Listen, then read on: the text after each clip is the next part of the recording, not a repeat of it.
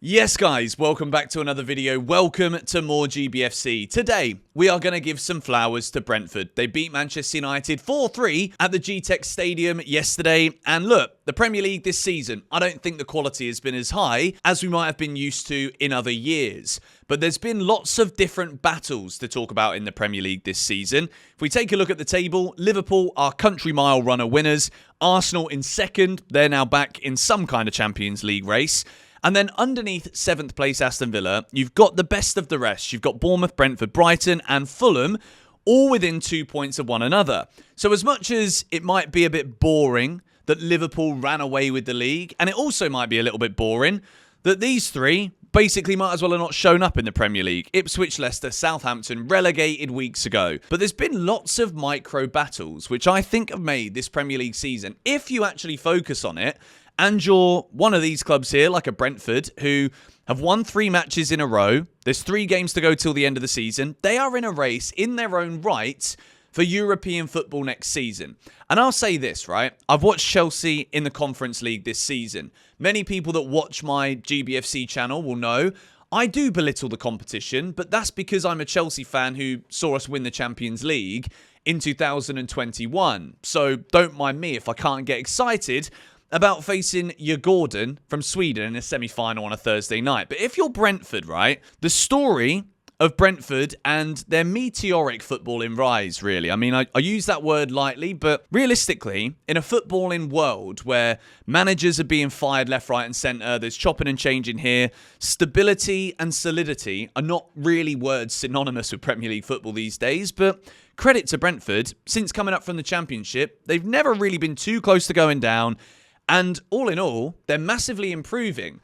And there's 4 players that I want to focus on today because I think they've got 4 players that actually in their given positions could get into a lot of different Premier League sides. I'm talking Christian Nørgaard, Mikkel Damsgaard, Bryan Mbeumo and Yoane Wissa. The latter, sorry, if the aforementioned. Lots of goals, man. Serious goals. Wissa on the score sheet with technically the winner against Manchester United yesterday. But if we take a look at the table, Brentford, their battle is to overcome Bournemouth, who they're currently 1 point behind. Brighton, you probably expected Brighton maybe to be a bit higher up the table, which is why the fact Brentford are here in 9th place is, in my opinion, such a great achievement. So, let's take a little look yesterday at Brentford's 4-3 win at home to Manchester United that sparked me to make this video. Before we go into it though, I do want to ask you guys, if you're not yet subscribed to More GBFC, I'd love to ask you to do so. I'm trying to see if we can hit 10,000 subscribers on this channel before the end of the season. Love it if you could help me get there. Man United took the lead through Mason Mount in the 14th minute of the game. Luke Shaw with an own goal in the 27th minute. And then Brentford went on a bit of a rampage, didn't they? Kevin Schade with the first goal, crossed into the box and a header to make it 2-1. He scored again. And then Yoane Wissa just compiled misery onto Manchester United.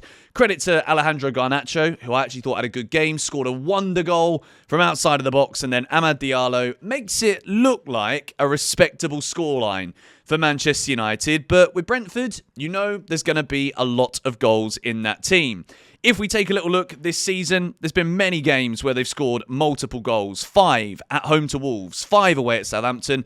And they've scored 4 on 4 separate occasions in the Premier League. Ipswich, Leicester, Newcastle and Brighton, all at the Gtech Stadium. Going to Brentford is never an easy place to go. Might not have the biggest stadium, might not be the biggest capacity. I don't think they ever get over 20,000. I don't think they can. I'm not sure about that. Sorry. Should have done my research there, shouldn't I? But Brentford yesterday were absolutely brilliant. And I know that Man United are basically on the beach, but I'd say United are like lifeguards at the moment because they've got to be there on the beach because, well, their season's finished, but they've got to be aware and alert like a lifeguard because they've got Europa League semi-finals and Champions League football to be chasing. So you know what I mean? I quite like that analogy there. Kevin Schade with an 8.1. Garnacho gets man of the match. Nope. He lost. Please just give it to Kevin Schade if you're going to give it to anybody. But I want to focus on Christian Nørgaard, Mikkel Damsgaard, first of all, because these guys in the midfield for Brentford, they're absolutely everywhere. Christian Nørgaard, predominantly on this right side with Yarmouk next to him as well. Mikkel Damsgaard operating the majority of the time on the left, but pretty much covering everywhere in the front line for Brentford.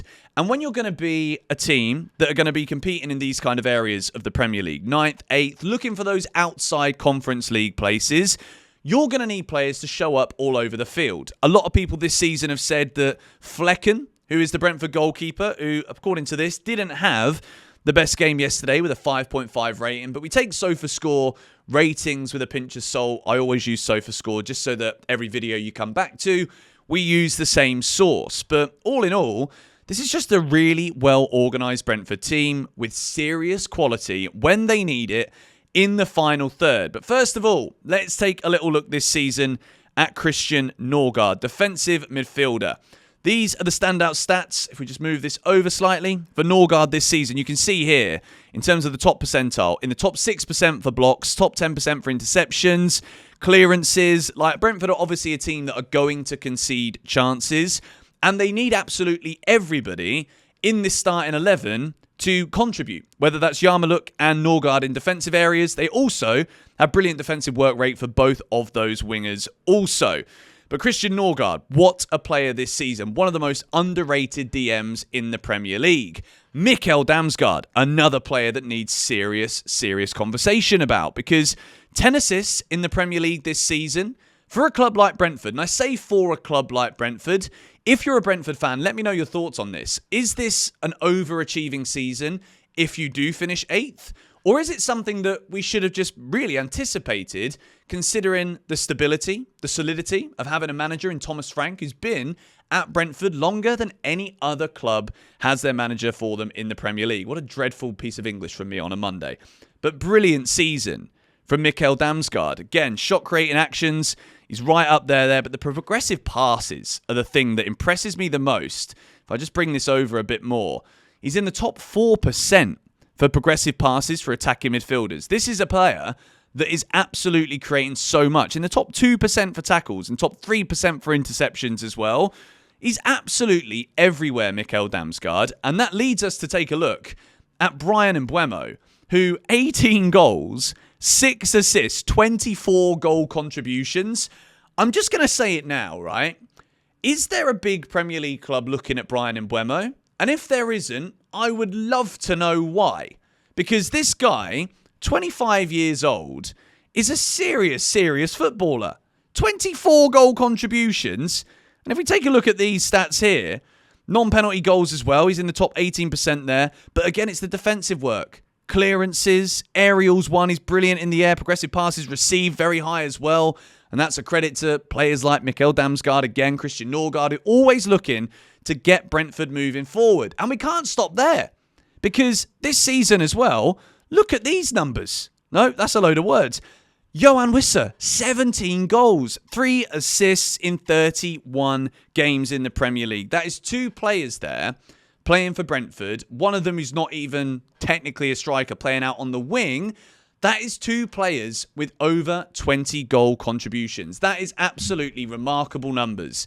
And I think all in all, right, I can see Brentford going on, pushing on, and getting into European football. And what an incredible story it is. We've spent a lot of time this season focusing and talking about just how bad Ipswich, Leicester, Southampton are. People are saying, well, is it always going to be this way? Teams now coming up from the Championship, they won't be able to survive. Brentford are a prime example of when you actually have a structure, you stick with a manager and you build. Ironic, coming from a Chelsea fan who's gone through a lot of sackings, but absolute huge credit to Brentford. 62 goals scored this season as well. If they could convert some of these losses, because they do concede quite a few goals on quite a few occasions, and 7 draws, but what an incredible season. And yesterday, like when they just go on these like little streaks of hot form where they just keep scoring and scoring and scoring, it's because they're always looking to get the ball forward. And credit to this starting 11 yesterday, because even though Man United, they're the lifeguards, they're on the beach, they scored 4 goals again, multiple times this season. Are Brentford going to make it into the Conference League next year? If you're a Brentford fan, I've picked out 4 players today and we've just looked at their top-end statistics. But what is the key? If you're a Brentford fan, let me know your thoughts in the comments down below. As for Manchester United, I don't think it matters really. They're on the beach. and they've got Europa League to look forward to. Can they make it into the Champions League? They're going to probably have to beat Spurs in the final. That should be easy. Thank you guys for watching this video. Subscribe if you are new, and I'll see you tomorrow.